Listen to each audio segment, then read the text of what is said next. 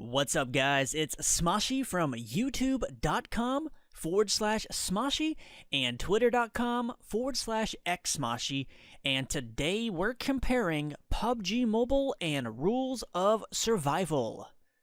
I'll be comparing everything from gameplay mechanics to graphics, to the maps, guns, and variety of settings available. Keep in mind that I am an official Rules of Survival content creator, but I will do my best to be as unbiased as possible. Rules of Survival was developed by NetEase and currently features a 300-player Battle Royale mode on an 8,000 by 8,000 kilometer map. It launched on mobile in late 2017. As of February 2018, it has gained over 100 million downloads and is currently one of the top-rated games on the Google Play Store. PUBG Mobile, also known as PUBG Lightspeed Edition or PUBG Exhilarating Battlefield / Jedi Survival Stimulate the Battlefield, is a Battle Royale game being developed by Tencent and PUBG Corp and offers a 100-player Battle Royale mode on a 8,000 by 8,000 kilometer map. It went into beta testing in February of 2018, and it currently only offers Chinese servers. I will start with PUBG Mobile. What I really liked about PUBG Mobile were the gun sounds.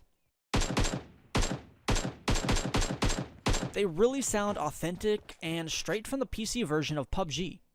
They did a really good job on them, and I will say they are better than the gun sounds and Rules of Survival. As a former Arma player, I really loved the decision to add bullet drop to PUBG Mobile. I know the PC version offers bullet drop, but this is a mobile game after all, so it may have been tough to pull off, but it works, and it works damn well. As for the map, I will give the edge to PUBG. The recreation of the PUBG map is just beautiful.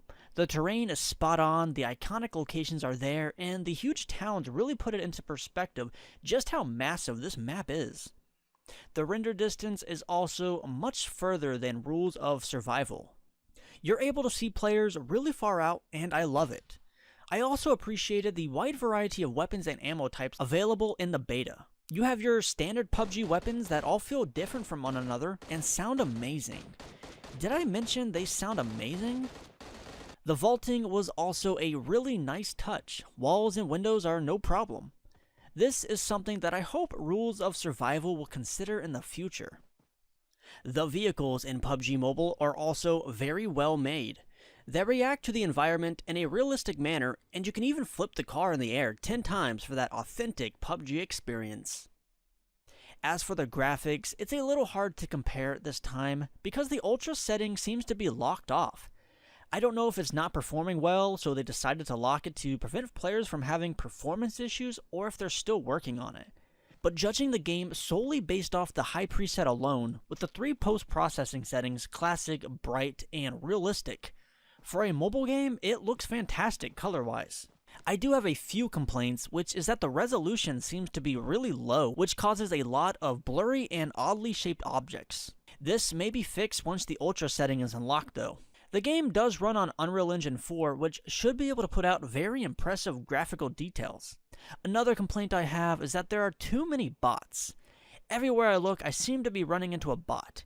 You can tell it's a bot by the way it turns and faces you when you have your crosshair on him. The rubber banding is also an issue that has plagued PUBG on PC, so it's hard to tell if it's a server-related problem or the game itself. They're both running on the same engine, so it wouldn't surprise me if they also brought some of the same issues from PUBG to PUBG Mobile. The increased render distance is nice, but what's not nice is that the grass, bushes, and detailed trees just disappear after 100 or so meters. I understand it's mobile, so there are some limitations, but in sacrificing higher details at a distance, you're putting other players at a disadvantage by making them blatantly obvious when you are a couple hundred meters away and they're just a black line that sticks out like a sore thumb. The currently available outfits are decent. The Jason mask is nice to have, and some of the hats are kind of cool. And my last complaint about PUBG Mobile is a big one.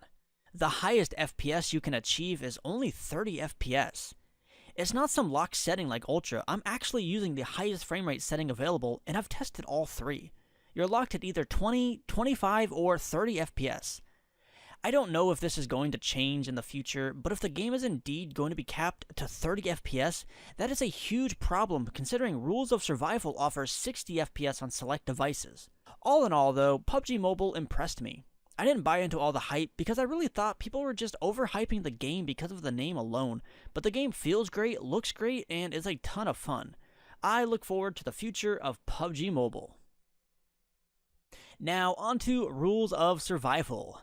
There's been a lot of hate lately from PUBG Mobile players stating that Rules of Survival is a bad game and is going to die. Well, that's far from the truth. It's actually a very good game, and over 100 million downloads just proves it. The most common comparison are the graphics. Now, I play on PC, so my game looks a heck of a lot better than the mobile version, just because I'm able to run the game at a much higher resolution. But I've seen footage of the game being ran on ultra settings on mobile, and I have to say the game looks amazing. These are the graphics I prefer. It's colorful, vibrant, and pleasant to look at. I understand the game looks cartoony, and that may not appeal to everyone, so the next time someone says PUBG Mobile looks better than Rules of Survival, just tell them it all comes down to preference and opinion. Both games offer great looking graphics for a mobile game. ROS is also hit scan, which could be a con, but I'm going to say it's a pro. Not everyone will like it, and even though I prefer bullet drop over hit scan, it's not a bad thing. You have to realize this is a mobile game that was ported over to PC, but the majority of players are on mobile, so having the game hit scan is much more appealing to the casual audience, which makes up a huge majority of the player base. Just like PUBG Mobile, ROS offers a wide variety of weapons. You have your submachine guns, pistols, shotguns, semi-automatic rifles, your snipers, and yes, even your RPGs. NetEase is not afraid to take risks. They're innovative, and I like it. They give us these crazy things that may or may not work, but they listen to us. We provide feedback, and for the most part, they deliver. They give us weekly updates that bring us real content. Not just clothes and balance changes, but quality content. Just this past few weeks, we've been given a brand new map, 4 new vehicles which includes a glider with a mounted machine gun on the bottom, over 8 new weapons, and an increase from 120 players to 300 players per map. I remind you that ROS came out in, I believe, December of 2017. It's only been 2 months and they've given us this much. What will the game be like a year from now? As mentioned earlier, ROS offers a high frame rate mode that enables 60 FPS. You can also lean and shoot out of a moving car. That's always fun. There's also a wide variety of outfits, and even those you can unlock for free. ROS is far from perfect, so for all those pros, there are many cons. As the same with PUBG, there's far too many bots. There are more than enough players to quickly fill a game. The bots do not add anything challenging to the gameplay. They're just annoying. As for the map, it's not very good, I'm afraid. It's far too linear, and there's not enough elevation or good terrain. The towns are small, and there's not enough variety in buildings. This, in my opinion, is ROS's biggest fault.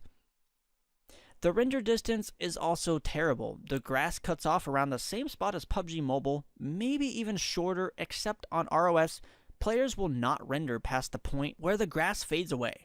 Some of the weapons has balancing issues, such as the shotgun. The amount of bugs and glitches the game has is also detrimental to the game. You can simply hide behind a chain link fence to completely block bullets. The vehicles feel unrealistic. When you're driving through hills and bumps, the car will not react very well. If you're driving over them while a teammate is leaning out and aiming down sight, they can aim perfectly.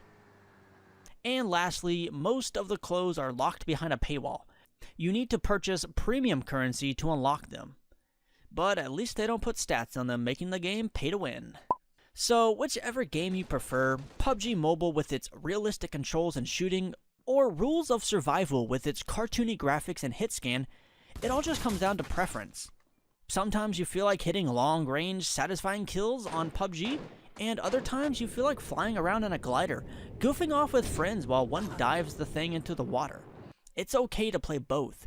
They're both fantastic games with a bright future, and we shouldn't be pointing out flaws that simply don't matter.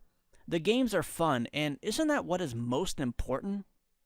I hope you guys enjoyed my 2 cents on the PUBG Mobile vs Rules of Survival debacle.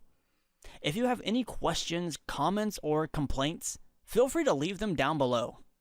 Until next time, I'm Smoshy, and don't forget the rules of survival.